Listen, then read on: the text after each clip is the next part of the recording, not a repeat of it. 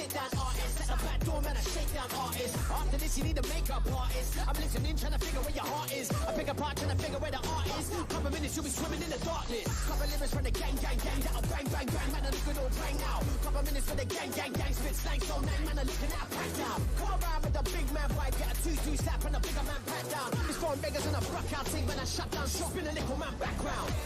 I'm a straight up breakout. Worldwide shut down, I'm a breakout. Big moves, big jeans, I'm a breakout. More tracks, more racks for the breakout. More food, man, I'm looking at takeout. Now fools like cookies and a steakout. Bare bites for the lash for the breakout. Gang, it's a breakout.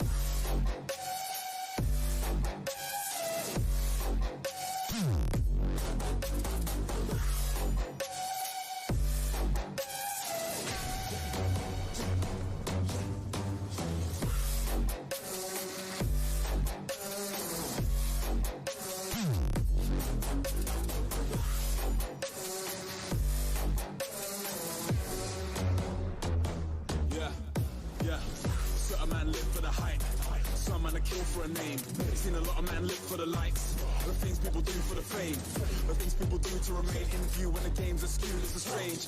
Me, I peep the whole scene from a distance, watch it unfold frame by frame. I've been steady up in levels, training heavy with the rebels while they're dealing with the devil. I'm out dealing out the heckles like my skin was made of metal. I've been raising hell out here in the jungle. Pick up my brothers who stumble. That shit ain't nothing. I couldn't break down to rubble. That's just how the cookie crumbles. Break out. I'm a straight up breakout. Worldwide shut down, I'm a breakout. Big moves, big jeans, I'm a breakout. More tracks, more racks for the breakout. More food, man, I'm looking at takeout. Now fools like cookies and a steakout. Bare bites for the lash for the breakout. Gang, it's a breakout.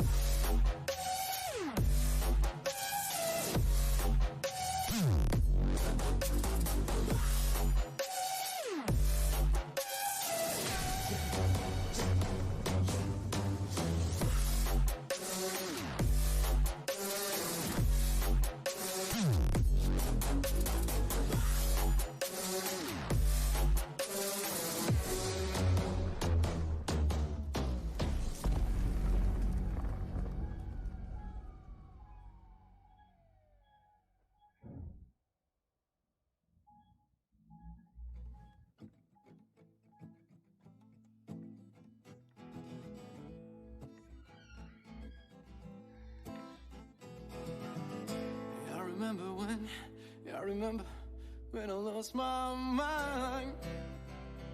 There was something so pleasant about that place. Even your emotions have a nickel in so much space. And when you're out there without a care, I was out of time. And it wasn't because I didn't know you know. I knew it too much.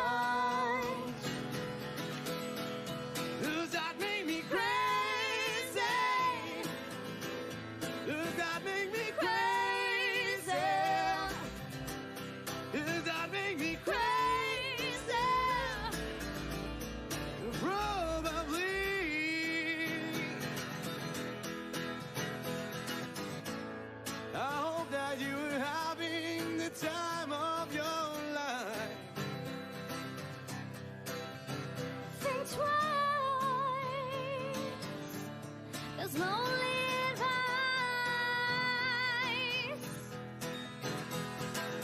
Come on now, who do you think you are? Bless your soul.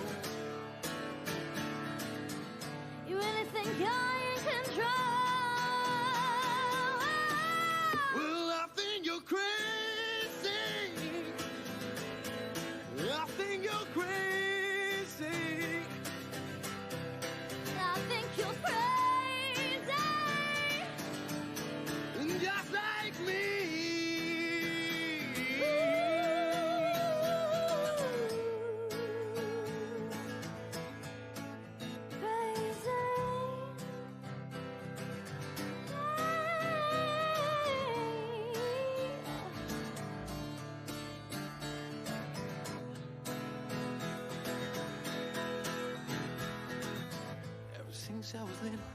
Ever since I was little, it looked like fun. Now there's no coincidence I've come. done when I'm done. Does that make me crazy? Yeah. Does that make me crazy? Does that make me crazy? Probably.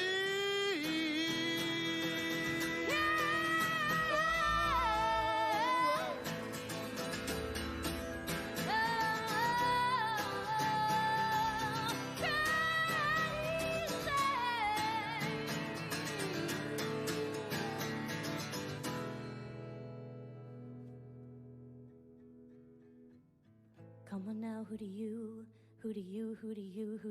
think you are? Ha ha ha, bless your soul.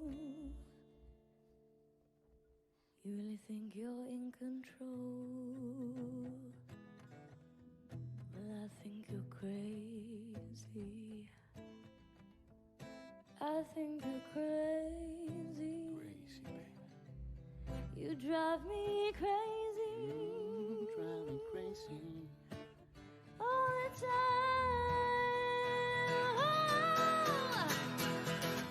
Oh, whoa, whoa, whoa, whoa. Oh, no, honey. Make me lose control.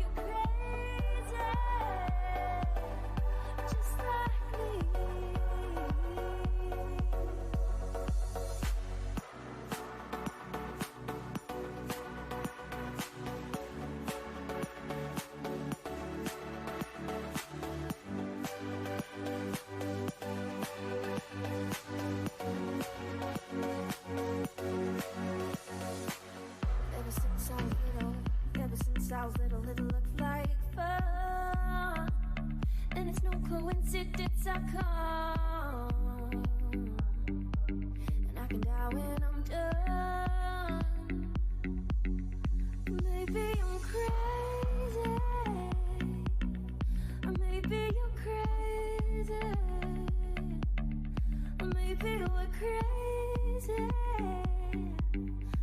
probably. There was something about that play. There was something about that play. There was something about that play. There was something about that play. There was something about that play. There was something about that play. There was something about that play. There was something about that play. There was something about that play. There was something about that play.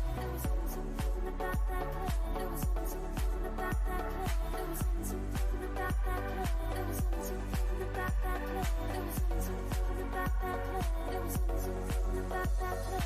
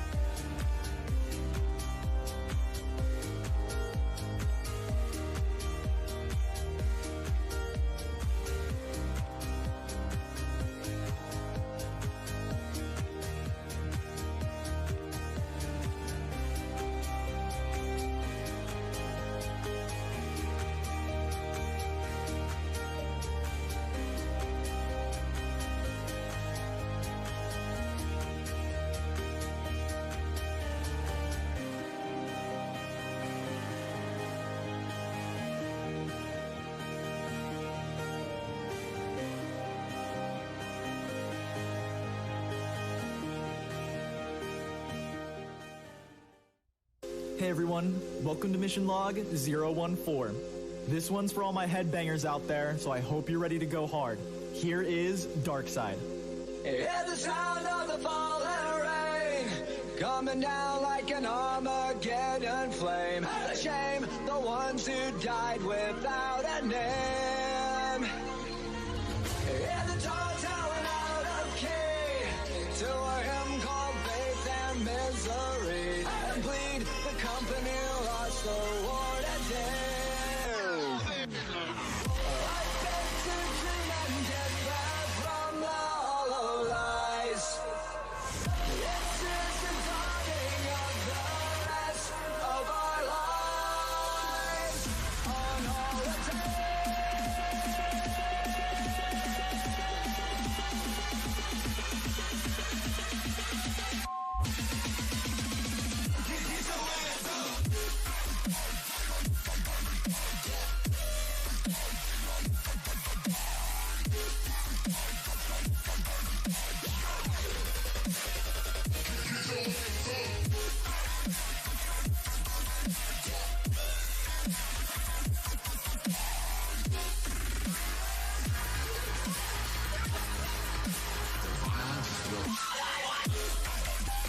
That's that shit I do like.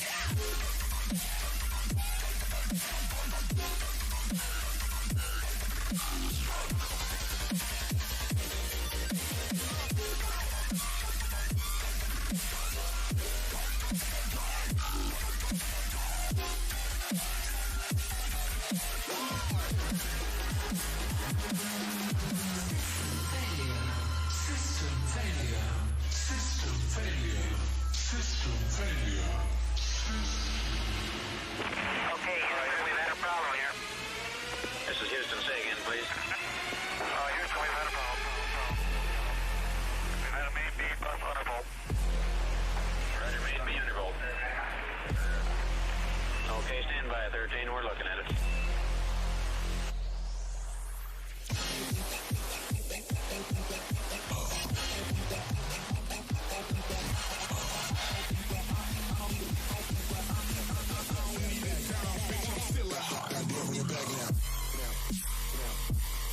Bring it back now. Goddamn, bring it back now. We never back down. Back down. Down. We never back down. Back down. Back down.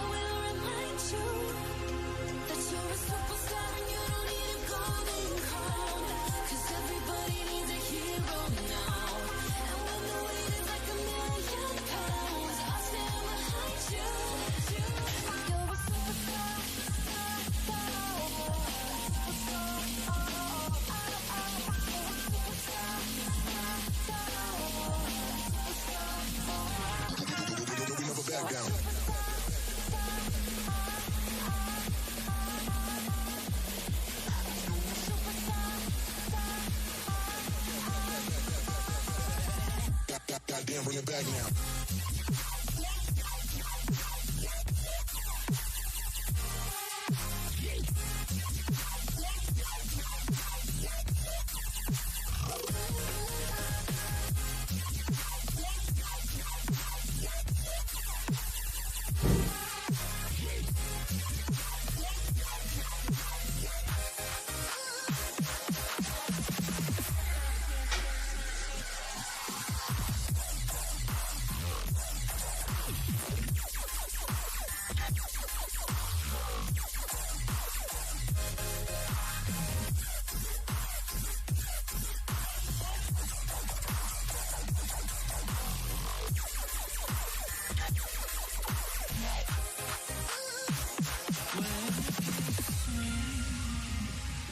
Smile stays with me. I can take life in my own time.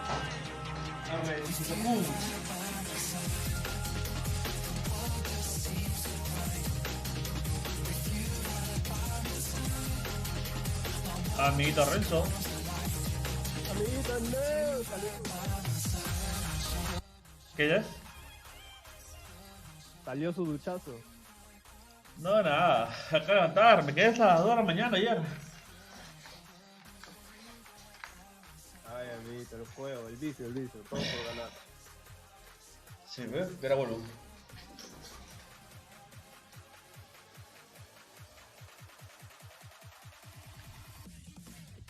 Con fe, amiguito, con fe.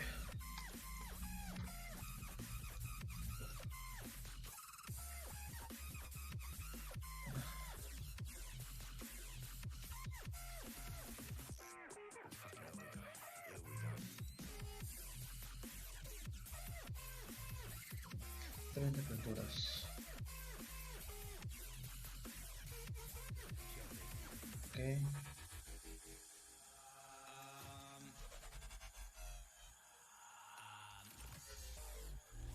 Fusty, can you make a good Reese, please? Yeah, that'll do.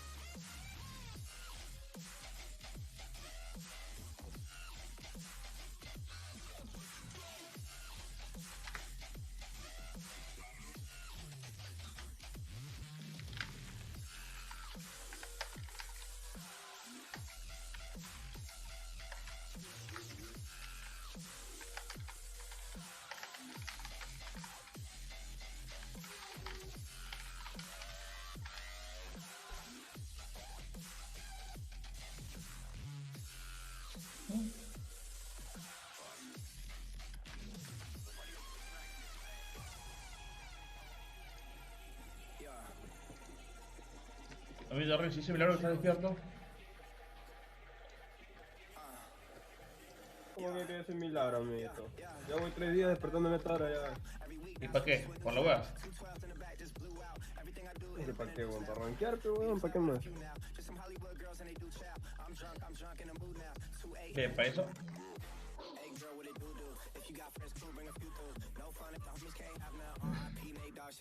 ¿Cómo debe ser tu amiguito? Estás en el Magic, ¿no?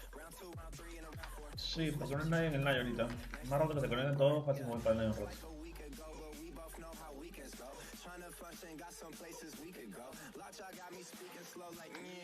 Amiguito, ya que haces en el Night, weón. ¿Dónde vete a jugar Warframe? Pero no sale... Ah, Warframe, puede ser. Sí, más rato voy a streamar Warframe.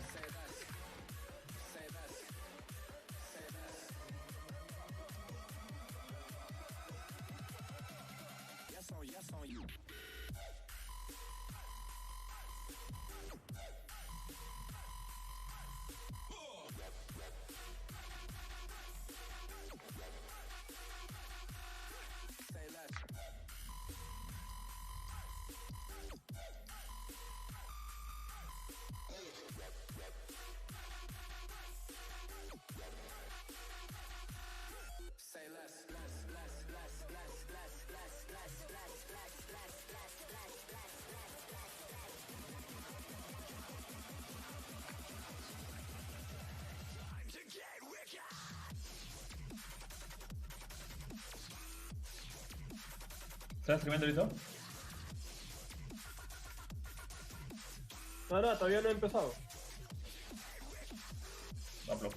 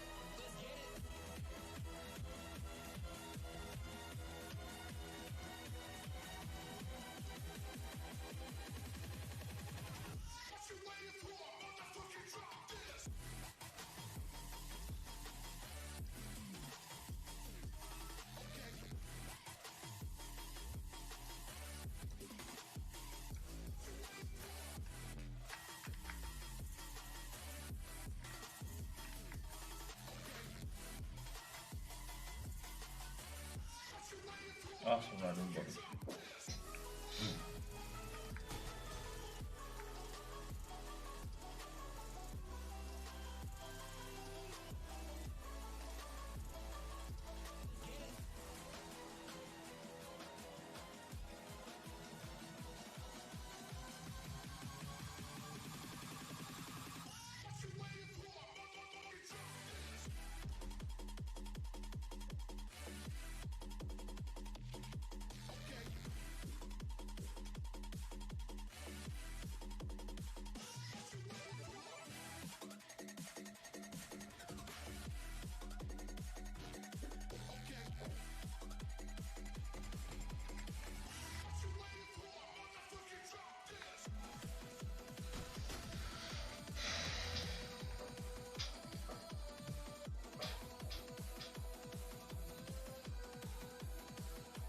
Buena jugada.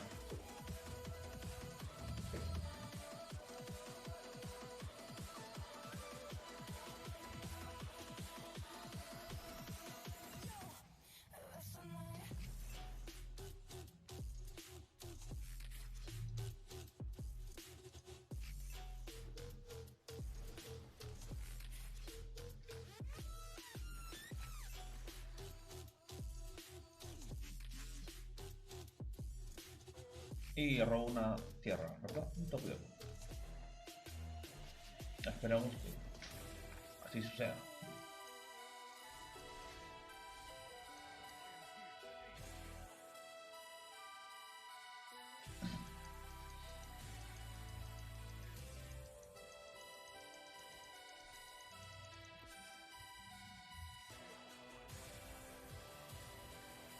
Indestructible, Dios.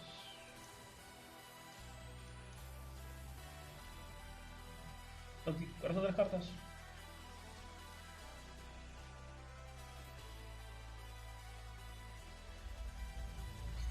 Ok, nada, muy bien.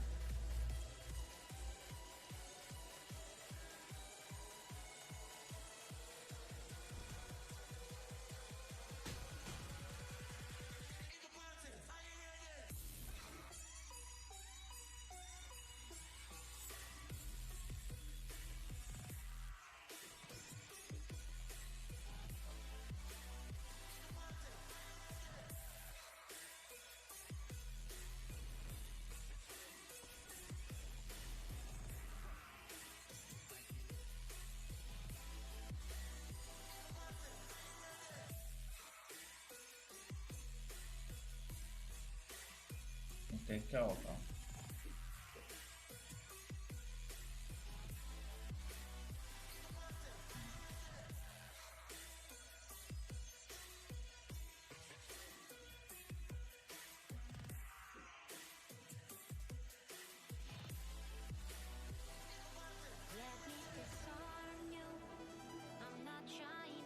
En el bar tienes hasta el mismo huevón. A eso puedo levantar. Aquí alguno, me arriba con eso. No.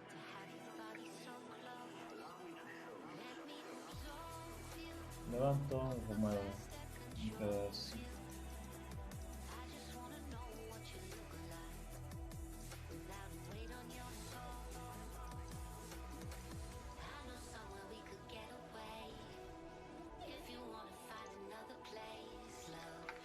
Gracias.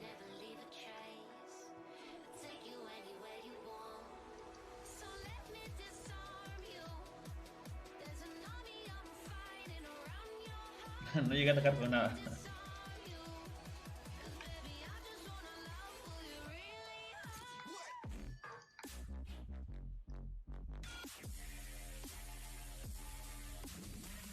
Oh, qué chévere ese perrito, puta madre. Está elegante, ¿ah?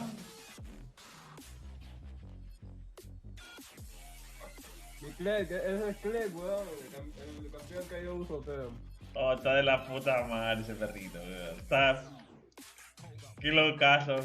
Qué mierda para tomar una foto así el perro. La caja, ¿no?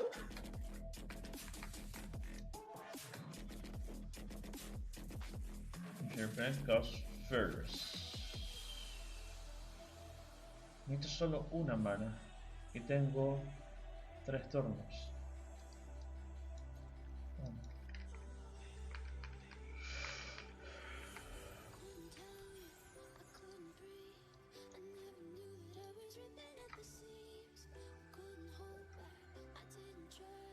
Pretty pool, man. Come on. Ah, ¿en serio? Joder. Teferi, me imagino. Para acelerador de mana.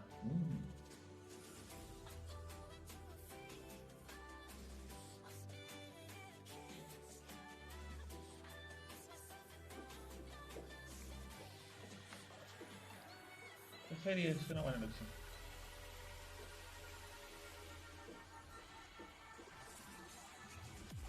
¿Y mi mana dónde está? Dios mío. No puedo robar 3 cartas y no me toquen mana. Puedo con 27 manas, pero no sé cuántas manas. O más, 28. No seas loco, no. No. Ah, bueno, igual mala mía por ir por 2 manas. Mala mía. Vamos, men, por favor, dame.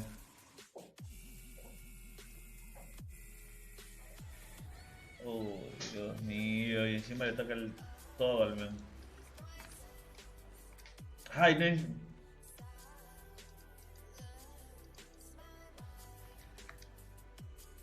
Bueno, al menos que es crisis. Descarte, ¿no? Así que.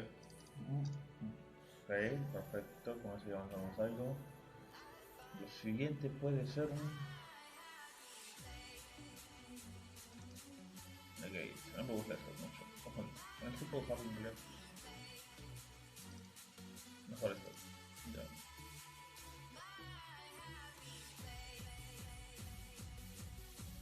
Bueno, ok. Solamente metí 4 cartas. ¿Ves por qué tengo 5 además? Ah, metí una más de esto.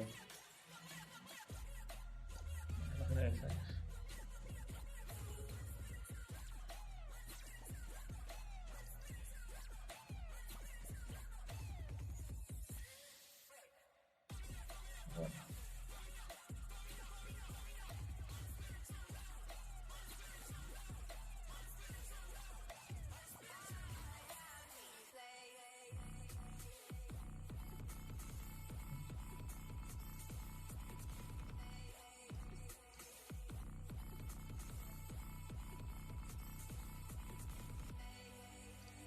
Nos vamos con un hidroid.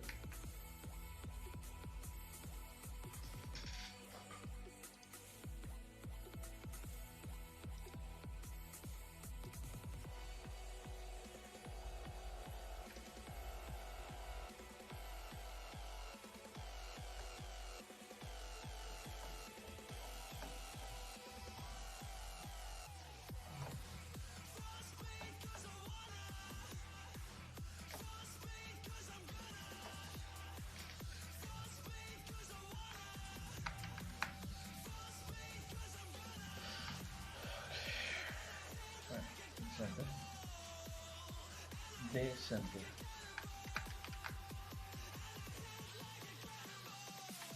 A Víctor Renzo, no tenemos a jugar Mike. No, papi. Dale, ayer 2 patas más empezaron a jugar Magic.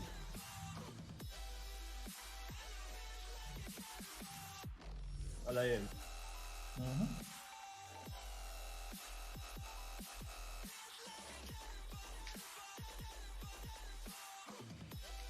Ya está.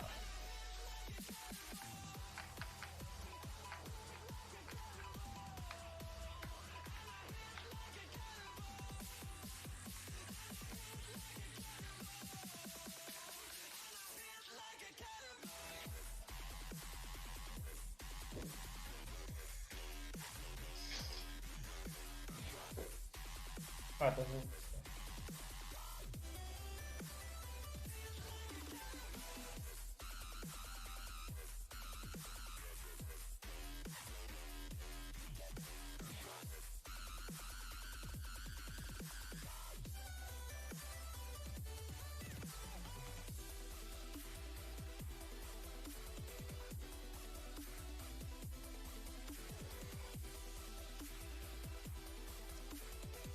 por los 4 manos.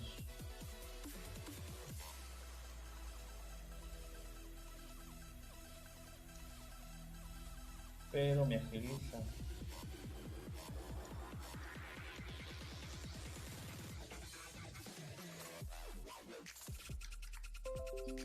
Sí, mejor.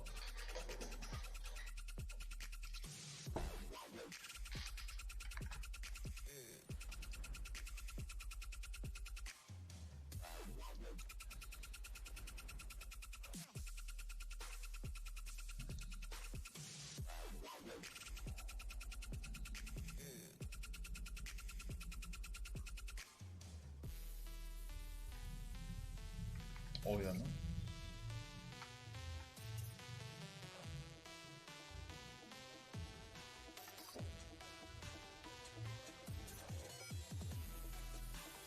Ay, la misma tierra.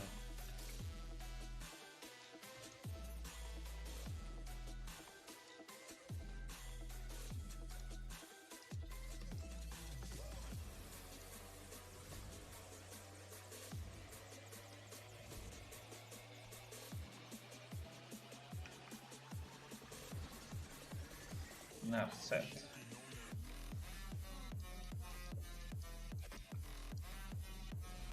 Se apareció sin tierra.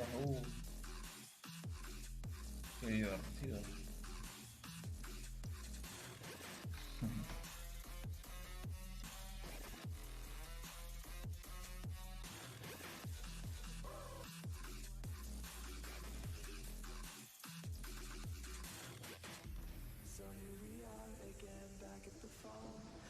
Au.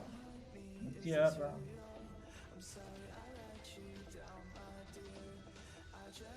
Está, juegos humanos. Tengo drama.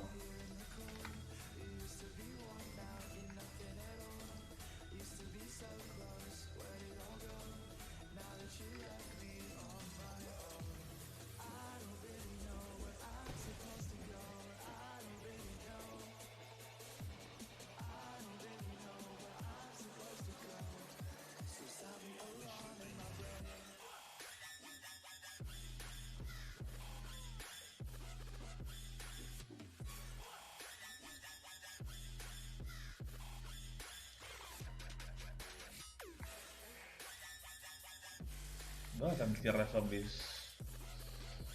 Aceleradores, Teferi, aló. Wow, se pudre todo. Aunque se ha tapiado.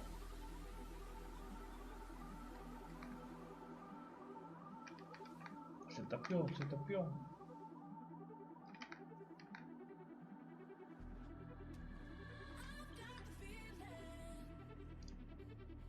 Vaya a tu casa de Gimper. Sí, ahí lo voy a comentar. Está bien. Hubiera sido mejor. Un Teferi. Ah, no puedo robar igual. Claro.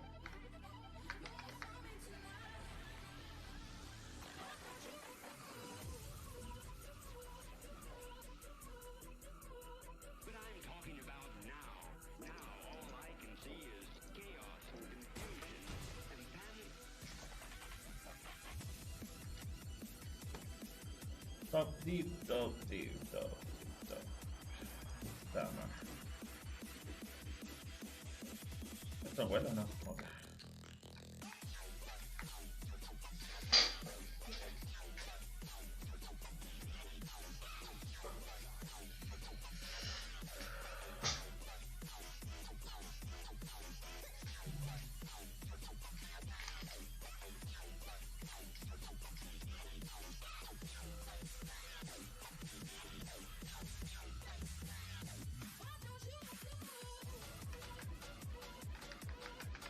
Perdí igual.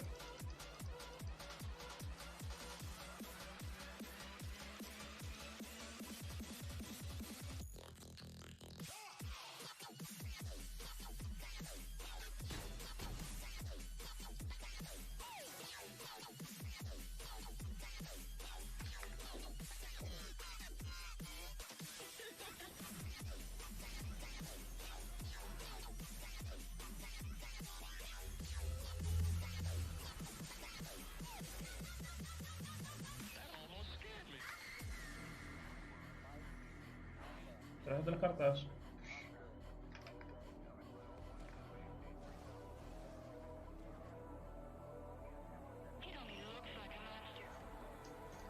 Bien.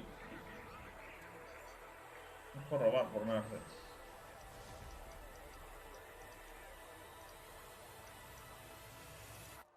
No lo quieren.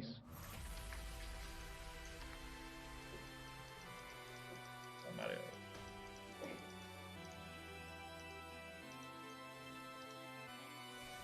No quiero averiguar.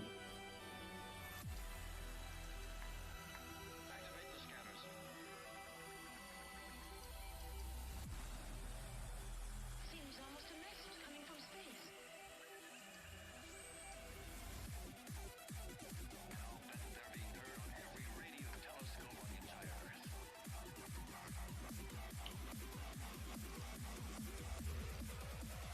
Find the emission source and destroy it.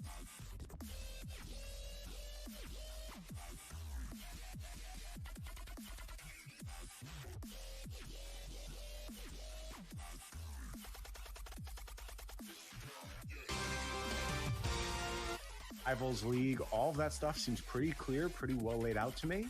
The missing pieces, there's got to be some way to chain events together. That's still missing right now, and it can't just be if you win an event, you get to go to the next one. Like, things have to, there's got to be a little bit more meat on the bone. It seems like they're aware of that and are working on it, and I think that's a really important piece to how successful this OP system is going to be. I don't want to see the Josh Cho situation again, where someone breaks through and has their first PT top 8, and then they miss the net, like 2 PTs later, they're not on the tour anymore. Like, that mostly should not happen. There should be a chance to string events together. I mean, that's Alex Modulaton right now. Right, exactly right. Another great example. And that can't be the case. There has to be some way to string things together. As far as what that should be, I don't know if it should be a point system.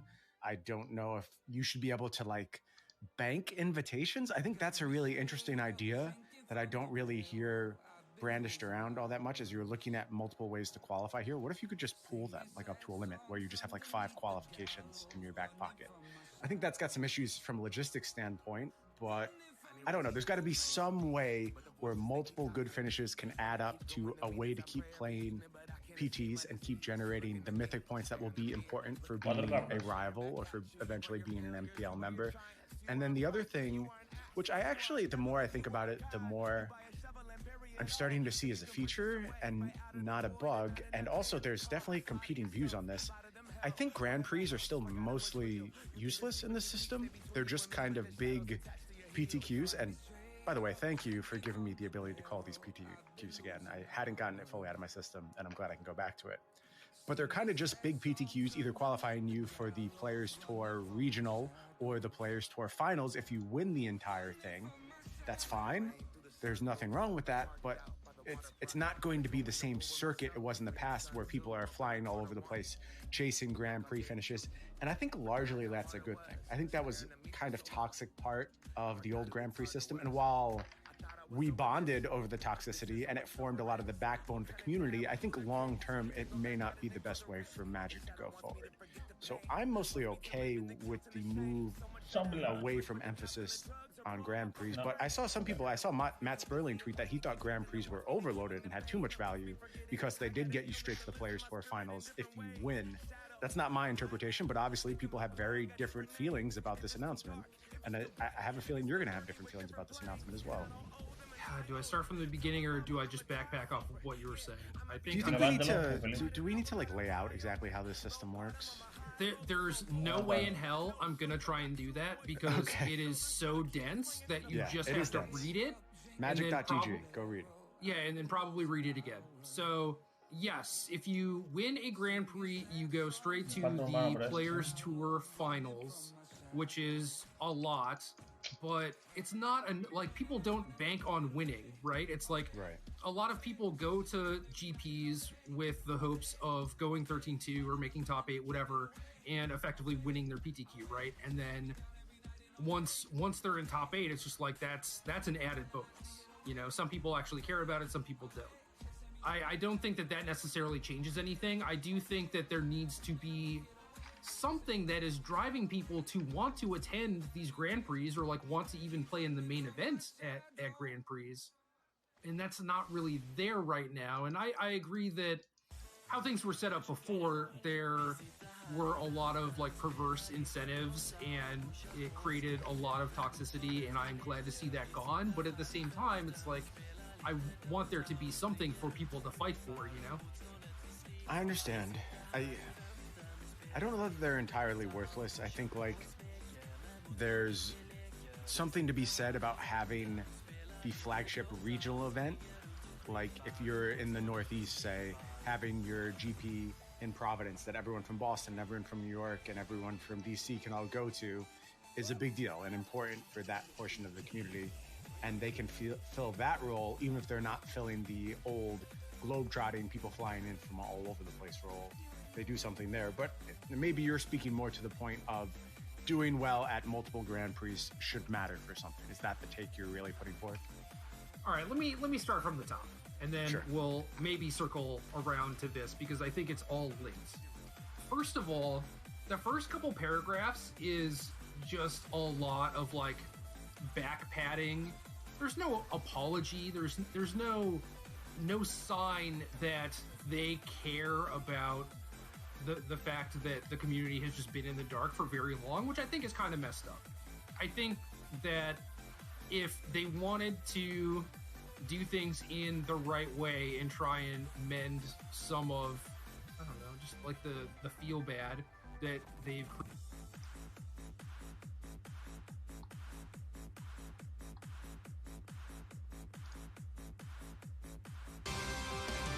want to have a ton of sunk costs on a year-to-year basis. They've spent time training these people, getting to know these people, grooming these people. Like, you don't want to turn over that entire league on a year-to-year basis. And you can make an argument that it should be 12 players as opposed to, is it 8 players now leave? So you could say like half the field leaves every year because there's only going to be 24 players going forward, keep in mind. Right. I am less upset about that. I understand from a business standpoint why you would want to proceed in that way. From an involvement standpoint, from me, like, although I don't know that this is necessarily, if this was a goal of mine, like to be an MPL player, I understand why you think there should be more churn. But from a business standpoint, I get this decision. I get it too, and I've said before that, you know, they were not doing enough of that stuff as far as like cultivating professionals, and in theory the MPL is supposed to provide that. So I could see agreeing with you, assuming that they had actually delivered on that stuff. You've got more knowledge there than I do, so I have to kind of cede that point to you. They just haven't, man. And if they were actually going to do that, then yeah, cool. Obviously you want, 16 people to be there for like more than 1 year or whatever. But right now, as far as like, oh, here's this big announcement about how you get into the MPL, it's like, well, yeah, actually, this is a 2-year process. You have to get into Rivals first, and then you have to crush it for a year, and then maybe you get a contract for like an extra, $30K above what you were getting in Rivals or whatever. It's like, why should I even try and get to this point? Because you're not doing anything to promote the people, and it's not really all that prestigious. Like, their weekly play stuff has just been a gigantic flop, and there's not really any promotional stuff happening outside of it for these players. So like, what is the goal? Like, why would you even want to get into the MPL? I mean, a lot of it is the consistency you're talking about. It's the equivalent of Platinum. You're likely to be able to chain it into multiple years playing Magic. You get to have your Magic career at that point when you reach that threshold with some degree of certainty. And there's no, I think if you fall into Rivals, you have some knowledge that, okay, it looks like I am at least at risk here. Maybe I need to start rethinking my options. It's not just like the rug is pulled out from under you. And I think that's a net positive. As far as the prestige of the MPL, more has to be done to build that. And you're right that the weekly league was a pretty big misstep. I think that the new structure is better. I'm certainly seeing more interest on social media and from people in what's going on there. I haven't seen the viewership numbers. I personally haven't watched, too, I'll admit. I generally have had stuff going on the weekends, usually like MCQs, and it's kind of awkward that that's the time that those are falling on, the time when you're looking to engage your player base. But that's always how Magic tournaments have been. That's not anything new. GPs are always on weekends, PTs are always on weekends. So. No, but say you air it on like a Wednesday or a Thursday, like the Super Leagues, and obviously this has its own like set of issues or whatever, but it's like that could inform people for like what they should play in their MCQs that weekend, right? Like that could be cool. Yeah, it could be. But as we've seen with these events, there's a lot of lag in deck submission. I mean, that's another issue where it just makes them not relevant. Like the format has already passed them by the time they air. Why should people be interested in this? Like they're not interested in it because of the decks and for the technology. They're not interested in it because of the players, because they're not really getting promoted all that much anyway. So it's like, yeah, we kind of see why this thing has been a flop. So do you think having this level of clarity and knowledge for how this is going to go going forward was one of the missing pieces they needed to have in place before they could start doing the type of stuff you're talking about, before they could start building brands and before they could start emphasizing the MPL? You kind of needed to know all the pieces around it. And I think they put the horse before the carriage. Wait, that's the right way to do it. The carriage before the horse in a lot of ways by going MPL first and then getting all this stuff around it. I agree with that. I think that they thought at the very least that they were going to be doing this stuff. You know, like I was in the MPL. I went to their boot camp. I talked to them about a bunch of different things and what their vision was going to be and stuff like that. It seemed like they thought what they were doing was correct and it was going to be enough. So I highly doubt that it's like, oh, well, now that we have these systems in place, now we can start doing the star building stuff. Because it's like they were talking about that stuff in January. You know? Well, I want to emphasize something though, and this is not a point I bring up in order to drag anyone or to take shots. I think a lot has changed over the past 6 months, but specifically, there's a lot of new players with their hands in the pot as far as organizational play goes. Yes. And I think that just the tone and the shape of this announcement points to me that things are working in a different fashion. Again, this isn't to put anyone down. I'm not trying to take shots at the old team. I just think they have more resources now and they have more knowledge and they have more to work with and they're leveraging it appropriately. Well, in the old team is also the current team. You know, it's like they got some people added, but this is still the same group of people working on this. Spot on. And certainly there were, you know, if you're overworked and understaffed and you don't have the right people in place, it's hard to put out a really good product. So it sounds like some help has arrived as far as that goes. And it shows in the quality of this announcement and the quality of forethought given here. Even if I cede, and I mostly do, even if I cede that the MPL branding has been a miss up until this point, I think this is the point where you look to get it right. And even just adjustments to the weekly play thus far have shown they knew it wasn't working in the old form. They needed to do something else. And we're getting closer to a better product at this point, I would say. Word.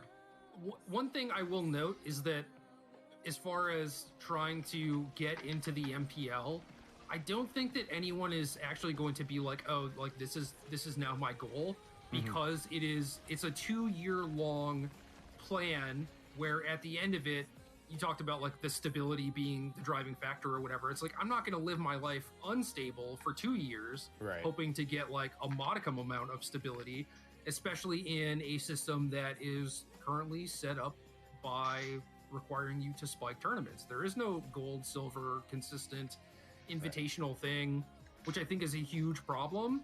And it's not just, you know, because we want to reduce variance or whatever, but I also do think that there's something to be said for having there be consistent progression, where if you were going solely off of like spiking tournaments and gaining invites that way, it's like, all right, I did great, I got my invite. Oh, I did poorly for a little bit. Okay, now I did medium. Maybe now I do good again.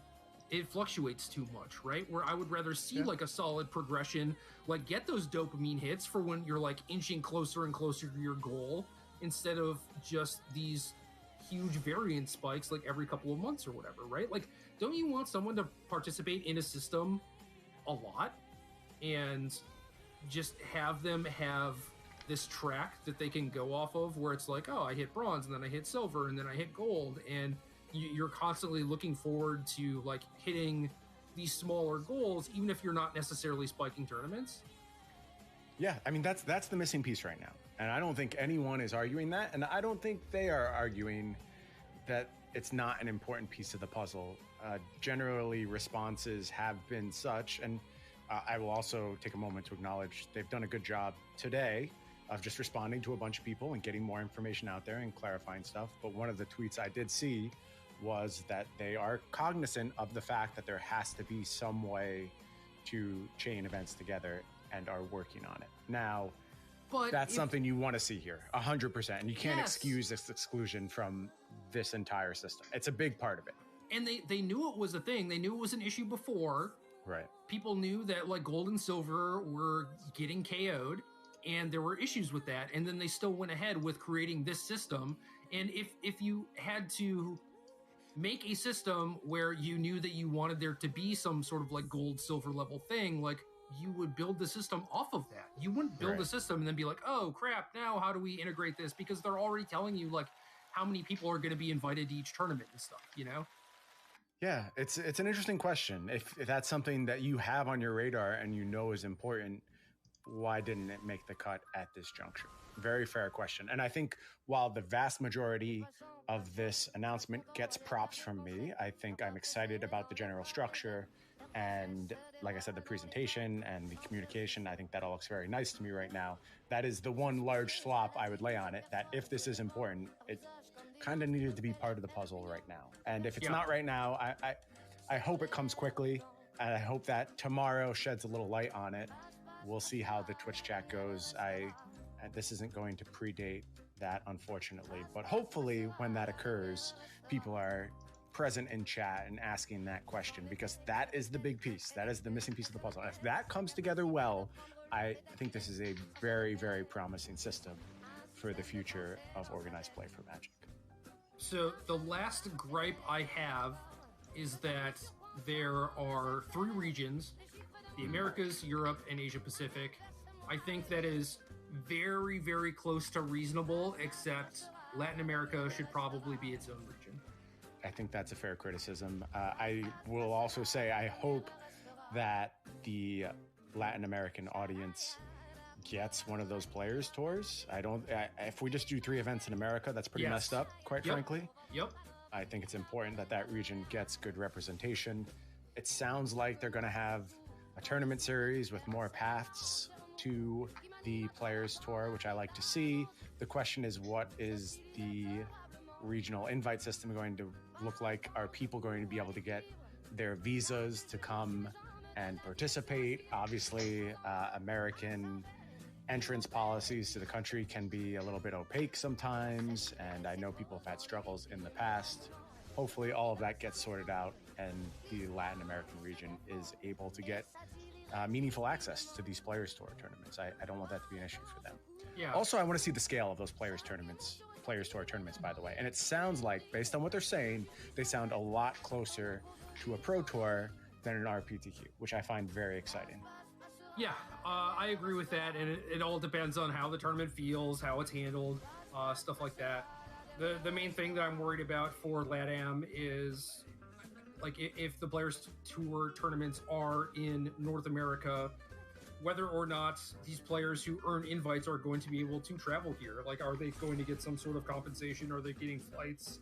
Is the tournament series going to award enough for them to buy a flight? You know, like, that's why I want it to be its own region. I'm going to interrupt you for a second. There's a second document that came out about the WPN qualifiers, and I think it was distributed to WPN stores, and I've seen that document. PTQs are required to give flights to the Players Tour event. WPN qualifiers are not, but it's recommended that they do. Okay. Now, the difference between those two is not super clear to me. I don't know what events are going to end up as Players Tour qualifiers and what are going to end up as WPN qualifiers, and I don't know how much of each LATAM is going to have. I don't know if they're going to have a ton of WPN and not much Players Tour qualifiers or what. So we will see how that goes is all I can say about that, but it does seem to be something that's on the radar. Yeah, okay, that's good. A lot of this is we have to see how it's all going to shake out and everything. The big takeaway that I get from this announcement, though, is that tabletop organized play is still alive and well. Yes. Which yes.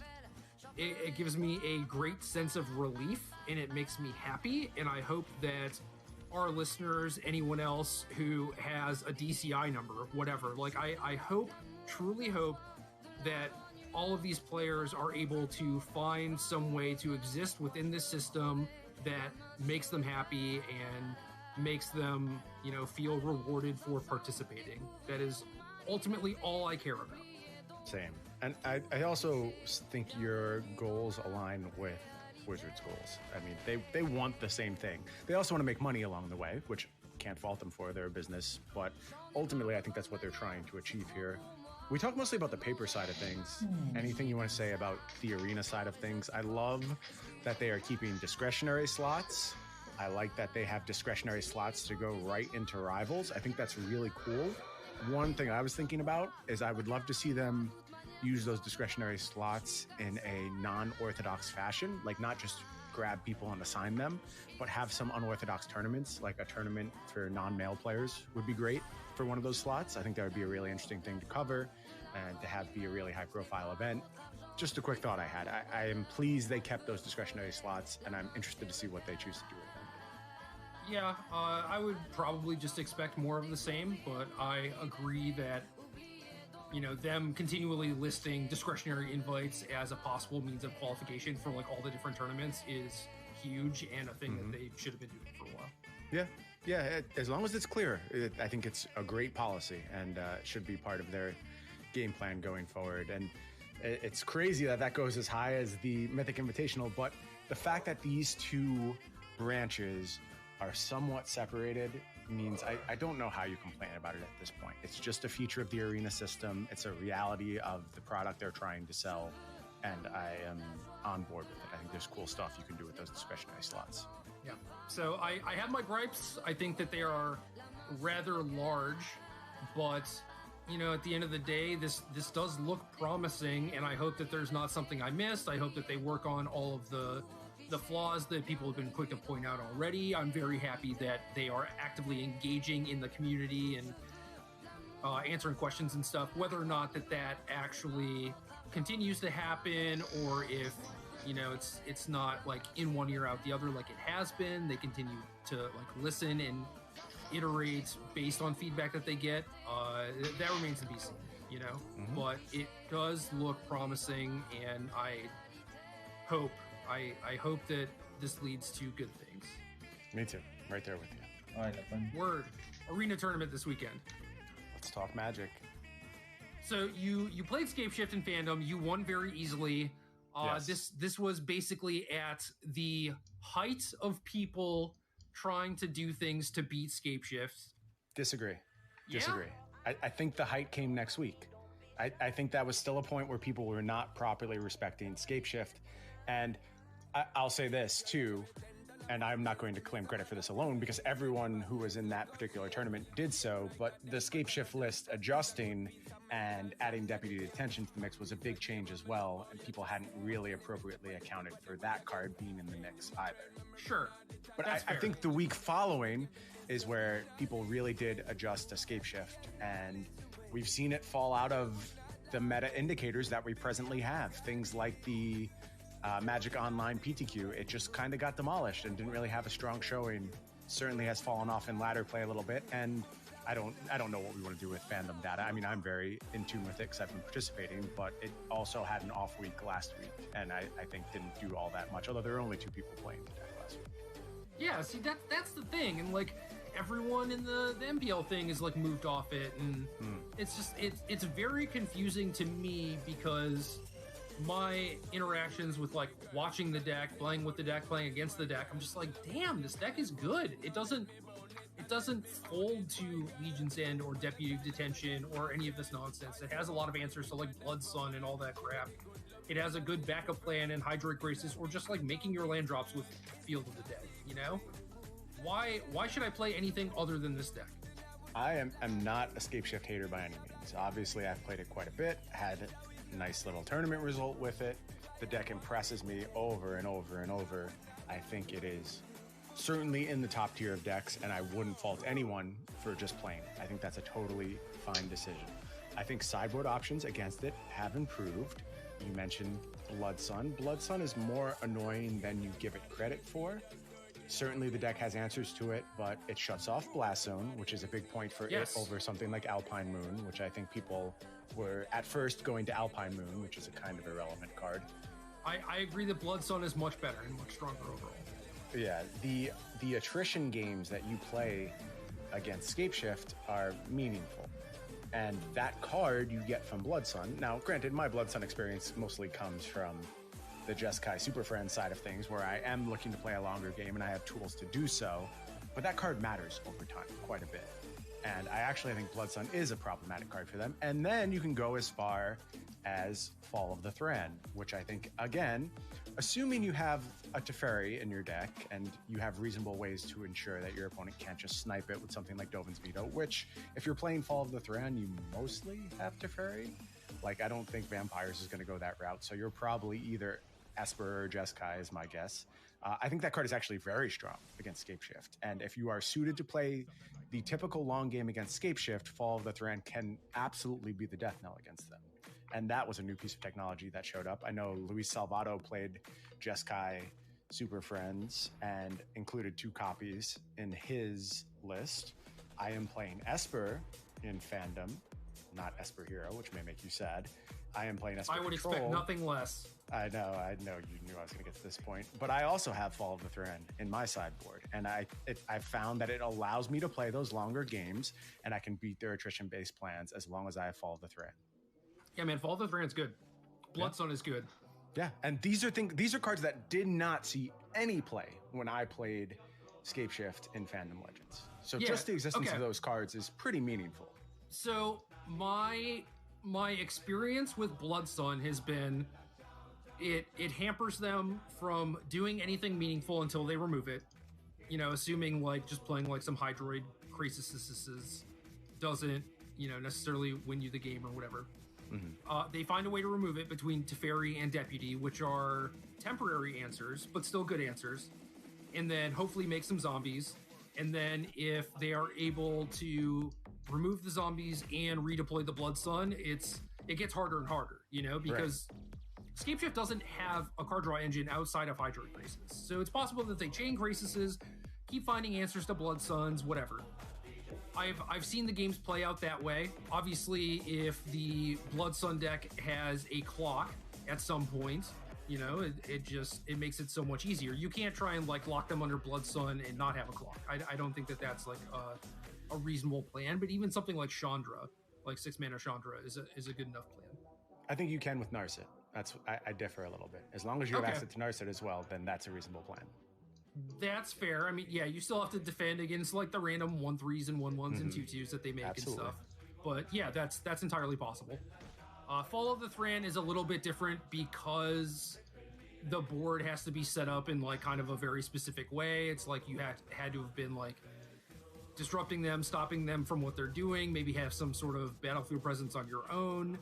But like Fall of the Thran, when they have like a couple 2/2s, is pretty bad news. I think it's still fine because you get to 4 mana and then they get to 4 mana. It's way better for you if you both only have 4 mana, and then hopefully you can remove the 2/2s or whatever.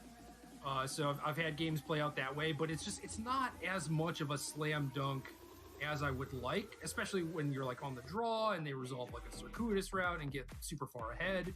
You know, it can be really tough to find the right time to actually slip that card at all in the play.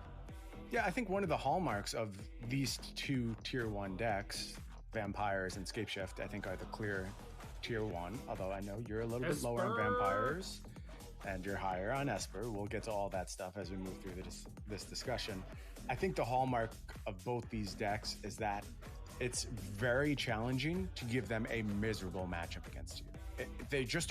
They're too strong. They're too consistent. They have power plays, like you mentioned, things like route into just a bunch of fields that are extremely difficult to beat. In the case of Vampires, it's basically any Sorin hand. Sorin is the most messed up Magic card. It's why is there a plus on the sacrifice ability? Can you I don't know. explain that to me? Yeah, I don't That's know. a crazy decision. Like just completely bonkers. It is really dumb in that games you play with Sorin and games you play without Sorin are Totally different. yeah, vastly different. The supporting cast is not even close to as good as Sorin, but Sorin into anything is completely absurd that it's worth building your deck around.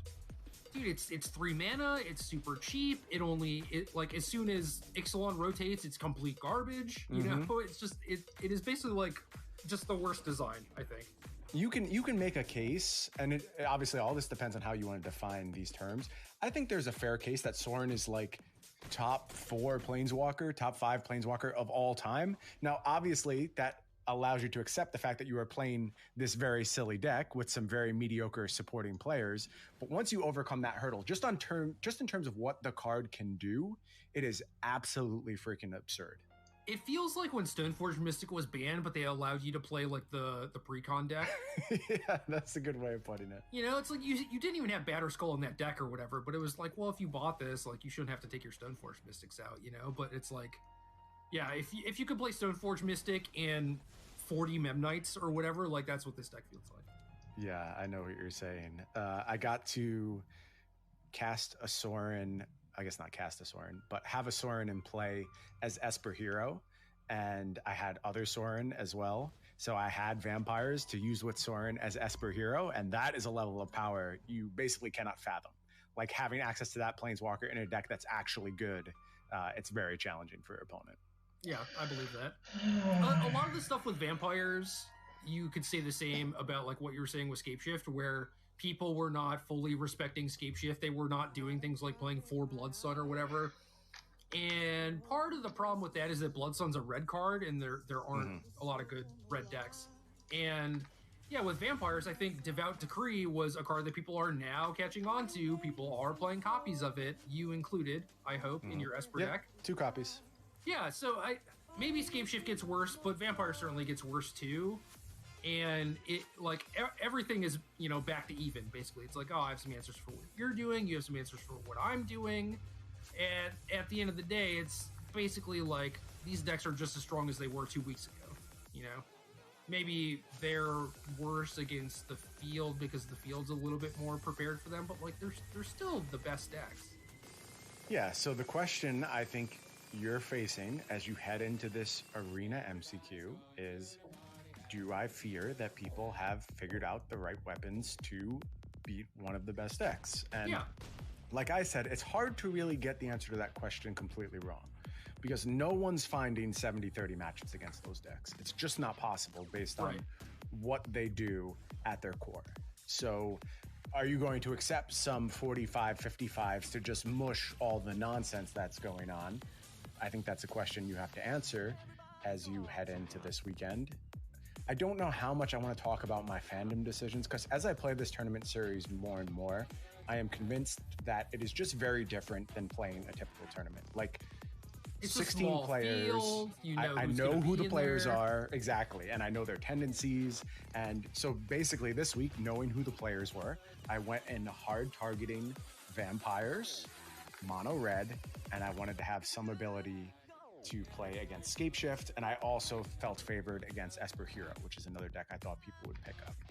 And against a bunch of other stuff, I'm going to have some hard matchups. I will have to piece together wins, but essentially I thought I had a version of Esper Control, which leveraged those 3 matchups really well and leveraged some of the principles that I've leaned on for fandom, things like having one-ofs that force my opponent to alter their play patterns, which I think is very important come open deck lists, and a little bit more fluidity in my general like inclusion in one-ofs, because I will know what my opponent is playing ahead of time and can mulligan appropriately.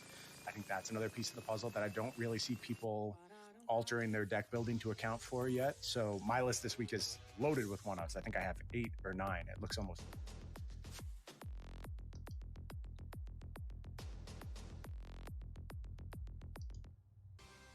that showed up. I know Luis Salvato played Jeskai Super Friends and included 2 copies in...